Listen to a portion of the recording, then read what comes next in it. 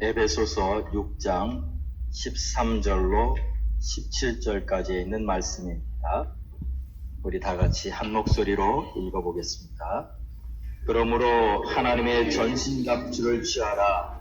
이는 악한 날에 너희가 능히 대적하고 모든 일을 행한 후에 서기 위함이라.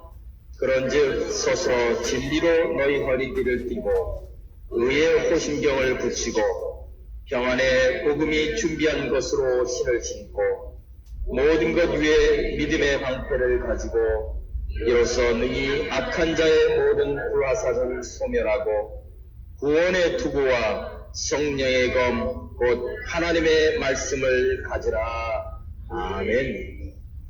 여러분, 미국이라는 곳이 시간이 가면 갈수록 하나님을 만나기에는 참 좋은 곳입니다. 어떤 분의 간증에 이런 간증, 하나님을 자기의 방패라고 고백하는 그런 간증. 차를 리즈하게 되었습니다. 한 좋은 차를 타보고 싶다는 그런 욕심이 생겼어요. 그래서 벤츠를 리즈를 했다고 합니다. 차는 무척 좋았고 즐기게 되었는데, 그러나 이분이 하는 비즈니스가 항상 좋았던 것은 아니었던 것 같습니다. 벤츠 차량을 리즈한 이후에 매달 내야 되는 돈이 벅차게 되었습니다. 그래서 할 수 없이 딜러에게 찾아가서 그 차를 리턴하고 싶다고 말을 했습니다.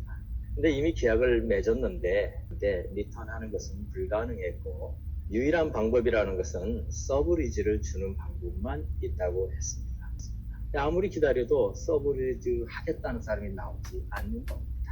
그제서야 자신이 하나님께 묻지 않고 이 차량을 묻게 되었던 것에 대해서 생각하게 되었고 하나님 앞에 잘못했음을 고백하기 시작했습니다. 그래 하루하루 누군가가 서브리즈를 해주기만을 기다리는데 아무도 연락이 오지 않는 하나님 앞에 엎드려 기도합니다. 하나님 나의 방패이시잖아요. 하나님 나를 도와주십시오. 어느 날 갑자기 차가 흔들리기 시작했습니다. 엔진에 실린더 6개 중에 하나가 터지지 않는 겁니다. 근데 이 차는 새 차입니다. 딜러에게 가지고 갔습니다. 딜러가 그거는 스파크 플러그 하나 정도 갈면 되는 거라고 얘기하고 스파크 플러그를 갈았지만 이상하게 그 엔진의 실린더 하나는 살아나지 않는 겁니다. 모든 메카닉들이 다 그 차를 손을 보는데도 원인을 발견하지 못하는 겁니다. 그 차의 실린더는 살아나지 않습니다. 결국에 그 딜러십에서는 아무 조건 없이 그 차를 리턴해도 된다는 허락을 해주었습니다. 그가 하나님 나의 방패십니다 라고 기록합니다. 여러분들도 미국에 살면서 이런 일들을 얼마나 많이 겪어보셨습니까? 우리가 아무리 노력해도 되지 않을 때 하나님만을 붙잡고 하나님 나의 방패입니다라고 고백하는 순간 하나님의 손이 우리를 구원해 줬던 경우들을 여러분 많이 경험하셨을 거라고 생각합니다. 오늘 우리는 이 말씀 속에서 하나님은 우리의 방패라는 사실을 다시 한번 기억하게 되기를 바라서 이 말씀을 같이 보려고 합니다. 에베소 6장 16절에 모든 것 위에 믿음의 방패를 가지고 이로써 능히 악한 자의 모든 불화살을 소멸하고 라고 성경은 말합니다. 모든 것 위에 믿음의 방패를 가지고 라고 말하고 있습니다. 전쟁에서 방패는 무척 중요합니다. 로마 군인들이 방패를 가지고 다녔습니다. 그들의 방패는 사람 몸을 완전히 가리기에 충분할 정도로 큰 사이즈였다고 합니다. 그 방패를 만들 때는 보통 그 방패에 맞는 나무를 골라야 했고 그 나무를 어떤 경우에는 이중으로 만들었고 또는 안에다가 동물의 가죽을 입혀서 이 방패에 무엇이 날라왔을 때 그것이 박히지 않도록 만들었다고 합니다. 그런데 이 방패가 모든 무기들을 다 막아낼 수 있습니다. 칼도 막아내고 창도 막아낼 수 있습니다. 그런데 이 방패가 막아내지 못하는 것이 있습니다. 불화살입니다. 화살 끝에다가 불을 달아가지고 쏘는 겁니다. 그러면 그 불화살은 날아와서 방패에 꽂힙니다. 사람이 죽지는 않습니다. 그런데 이 불화살을 쏘는 목적이 있습니다. 그 불화살을 쏘는 목적은 사람을 죽이기 위한 것이 아니라 그 방패를 없애기 위한 것입니다. 불화살이 날아와서 방패에 꽂히면 불이 활활 타오르는 방패를 들고 서 있을 분이 누가 있습니다. 그래서 그 방패를 버려버립니다. 그리고 나서 그 다음에 날아오는 화살을 막아낼 방법이 없습니다. 그래서 로마 군인들은 저를 완전히 물에다 적친다고 합니다. 왜냐하면 불화살이 날아와도 불이 붙지 않도록 하는 거예요. 믿음의 방패라고 성경은 말합니다. 우리의 방패는 믿음입니다. 믿음이 우리의 방패입니다. 그래서 우리는 보통 교회에서 믿음이란 말을 참 많이 씁니다. 우리 권사님 믿음이 참 좋습니다. 또는 우리 집사님 믿음이 참 큽니다. 이렇게 얘기합니다. 또는 믿음이 작습니다. 이렇게 우리는 믿음으로 표현을 해요. 이 믿음이 뭐예요? 믿음은요, 오늘 성경에 가르쳐 준 것처럼 불화살이 날라올 때에 그것을 막아낼 수 있는 유일한 무기가 패라는 것인데 그게 바로 믿음이다. 왜 믿음을 방패에다가 비유했을까요? 왜 헬멧에다 비유하지도 않고 창이나 칼에다 비유하지도 않고 신에다가 비유하지도 않고 방패에다 비유했을까요? 왜냐하면 모든 날라온 것을 막을 수 있는 우리의 신앙생활에 정말 중요한 것은 믿음이기 때문에 그렇습니다. 찬송가 357장에도 보고 이렇게 우리 찬송 부릅니다. 믿음이 이기네. 뭐가 이긴다고요? 믿음이 이긴다고 그랬어요.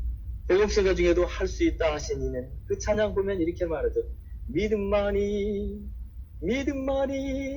능력이라 하시네. 믿음만이 능력이라 하시네. 믿음이에요. 오늘 우리에게 정말 필요한 것은 믿음입니다. 믿음으로 우리의 방패를 세우시는 성도들 되시기를 바랍니다. 여기서 말하는 불화살은 그럼 무엇일까요? 사단의 공격이라는 것입니다.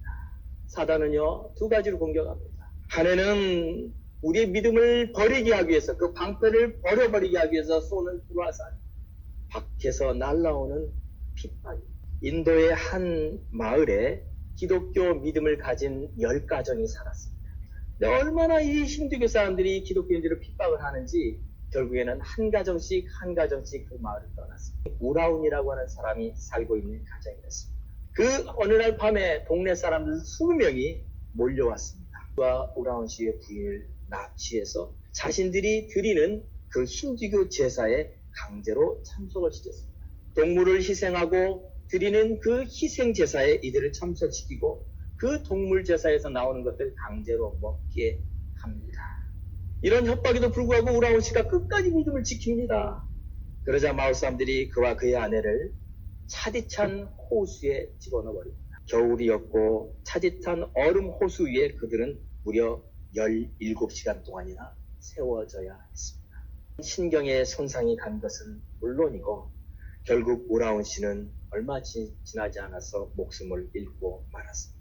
경찰은 이것을 사고사라고 얼버무리고 넘어가 버리고 말았습니다. 사단이 이렇게 그 사람들의 믿음을 넘어뜨리기 위해서 이렇게 했습니다. 그런데 여러분, 사단이 그렇게 공격한다고 해서 우리의 믿음이 무너집니까? 아니요, 그렇지 않습니다. 오히려 위에서 우리를 넘어뜨리려고 공격하면 공격할수록 우리의 믿음은 더욱 강해지는 것입니다. 오히려 우리는 하나님 앞에 더 나아가게 됩니다. 그런데 사실 우리를 넘어뜨리기 정말로 공격은 외부에서 우리를 넘어뜨리려는 공격이 아닙니다. 정말 우리 믿는 자들이 감당하기 어려운 그런 공격은 외부가 아닌 내부에서 오는 공격입니다. 바로 비판과 진리를 속이는 속임수와 죄에 대한 유혹과 거짓 가르침, 이런 것들이에요. 여러분, 비판의 화살을 맞아보신 적 있습니까? 불화살인데 비판의 불화살을 맞아본 적이 있어요. 처음에는 그럴 수도 있지, 저 사람들이 날 잘 몰라서 하는 거야, 얼마든지 이렇게 생각하면서 넘어갈 수 있지만 그 말이 반복되다 보면 들을 수가 없게 되고 그것으로 인해서 어려움을 겪게 됩니다. 이단들이 하는 것이 그런 겁니다. 이단들은 살짝 들어와요. 그래가지고 거짓을 진리처럼 말합니다. 그 사람들이 계속 똑같은 말을 반복하면 계속 듣다 보면 그렇겠구나라는 생각을 합니다. 텔레비전에서 나오는 여러분 광고 있지요. 이 광고가 사람들의 뇌리 속에 박히기 시작하면 그게 믿어진다. 2014년에 미시시피주에 살던 케이디라는 18살 먹은 소녀가 있었습니다. 남자친구와 교제를 하다가 어떤 이유론지 남자친구와 헤어지게 됩니다. 그래서 이 케이디는 결국에 자살을 생각합니다. 집에 있던 권총을 가지고 자기 얼굴을 향해서 쐈습니다. 그것을 보고 달려간 오빠가 병원에 데리고 가서 살립니다. 그런데 안타깝게도 얼굴 반쪽이 없어졌습니다. 시력도 없어졌습니다. 말도 하기 힘들어졌습니다. 그때가 18살 먹은 소녀였습니다. 그 소녀의 얼굴을 회복하기 위해서 많은 미국의 유명한 의사들이 수술을 거듭하고 거듭해서 2017년 드디어 얼굴을 만들었습니다. 자기가 이전에는 살아갈 소망이 없었다는 거예요. 왜냐하면 거짓이 진리처럼 다가왔기 때문에. 그래서 믿었기 때문에 자기는 아무런 소망이 없다고, 자기는 이 세상에 살아갈 가치가 없다고 생각했을 때. 근데 지금 자기 얼굴도 아닌 다른 사람의 얼굴을 가지고 있는 거예요. 이제 살아갈 소망이 생겼다고 얘기합니다. 여러분, 무엇입니까? 사단이 찾아와서 그의 마음에 있는 가장 연약한 부분을 흔들었기 때문에 그렇습니다. 무엇이 없었기 때문에 그렇습니까? 방패가 없었기 때문에. 믿음의 방패가 없었기 때문에, 그가 어디에 삶의 소망을 두고 있어야 될지 알지 못했기 때문에 그런 어려운 일을 경험하게 되었던 것입니다. 그러므로 믿음이 얼마나 중요한지 우리는 다시 한번 생각해 볼 필요가 있습니다. 여러분, 믿음의 방패를 가진 자들은요, 어떤 환경과 상황 속에서도 절대로 낙심하지 않습니다. 우리의 방패가 바로 여호와 하나님이시라는 사실을 기억해야 합니다. 여호와가 우리의 방패십니다. 바울은 에베소 성도들을 향해서 에베소서 3장 13절에 이렇게 말합니다. 그러므로 너희의 구하노니 너희 위한 나의 여러 환난에 대하여 낙심하지 말라. 여러분, 사단은 우리에게 찾아와서 낙심시켜요. 바울은 언제 죽을지 모르는 죄인입니다. 그가 이제 감옥에 갇혀 있을 때 사람들은 그를 보고 말합니다. 이제는 아무런 소망이 없구나. 바울도 이제는 결국에는 이 바울은 말합니다. 낙심하지 말라.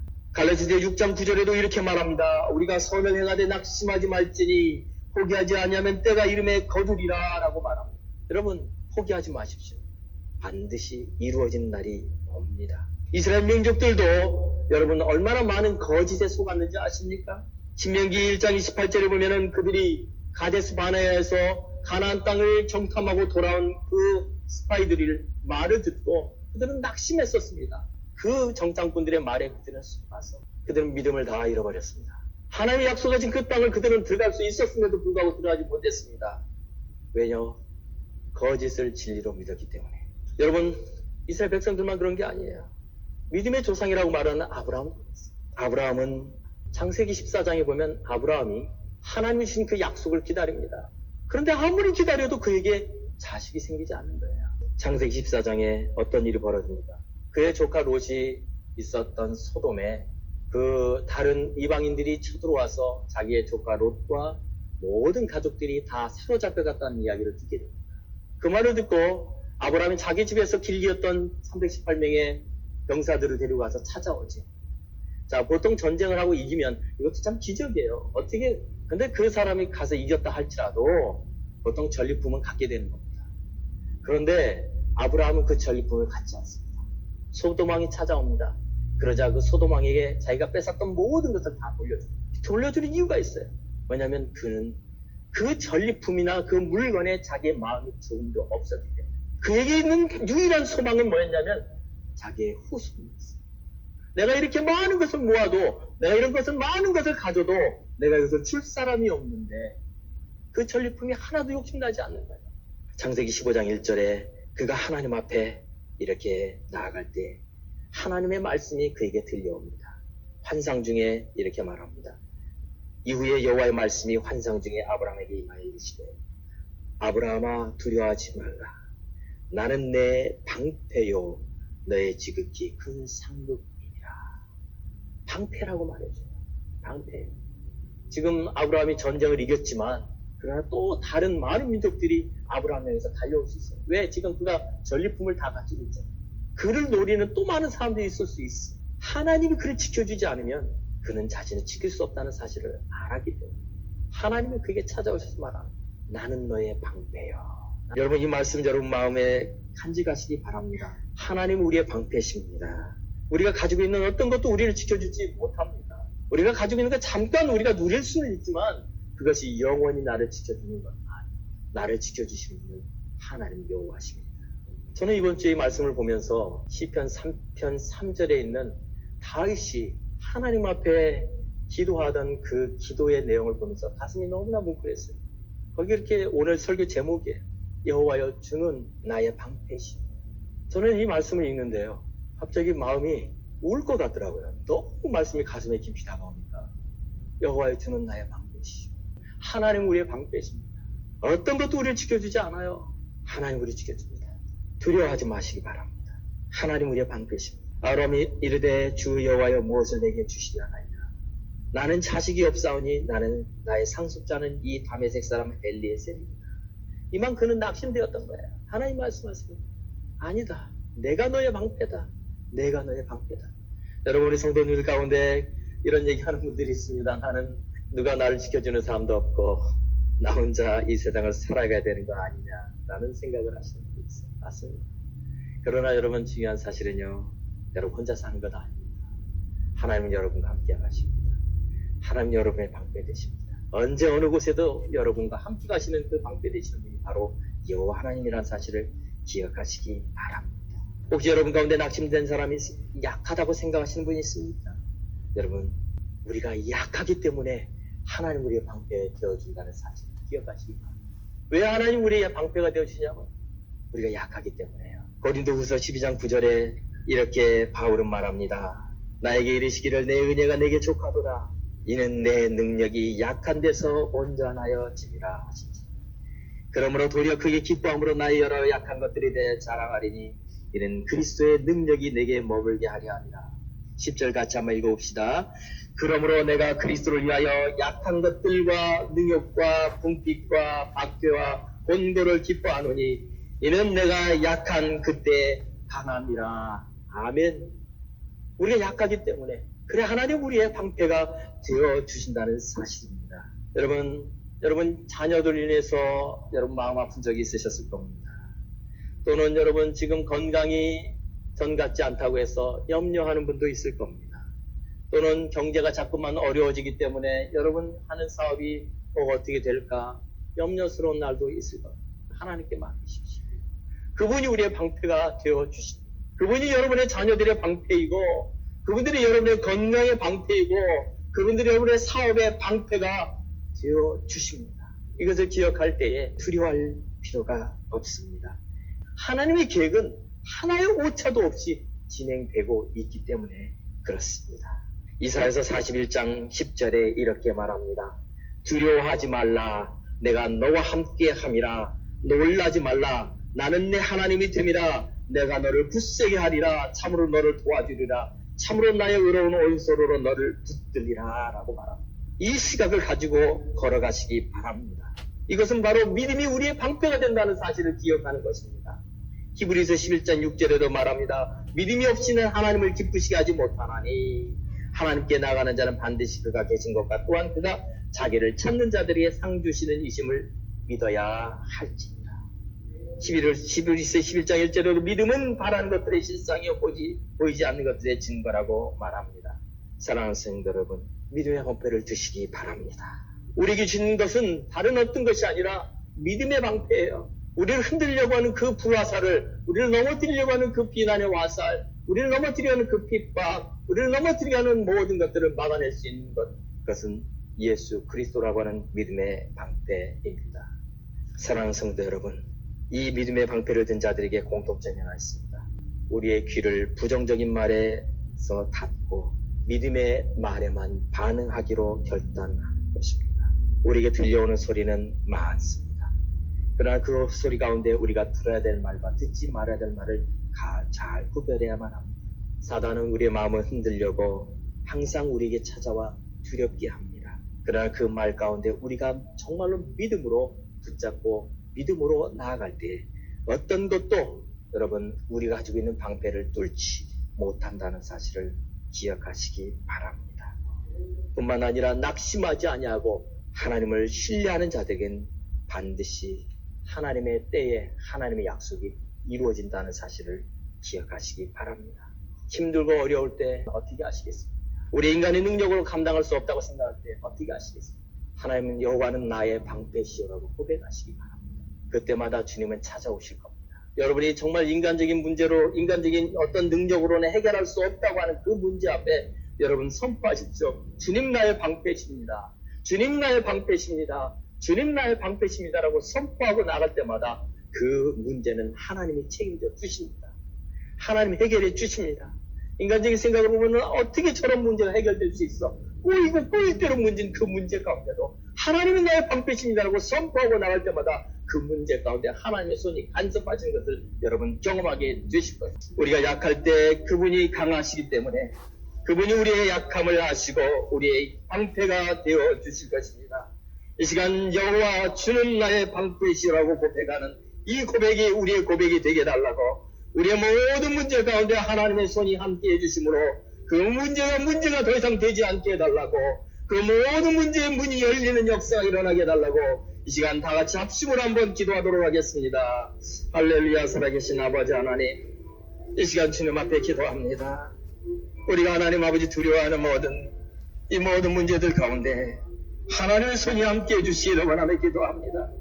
아버지, 우리가 연약하기 때문에 주님 우리와 함께 하시고 하나님 우리가 감당할 수 없기 때문에 주님이 우리의 방패가 되어주신 줄을 믿사오니 아버지 하나님 오늘 하나님 앞에 믿음으로 나가는 우리 사랑하는 성도들의 기도를 들으시고 하나님 우리의 믿음의 방패가 되어주시기 원하며 기도하옵나이다.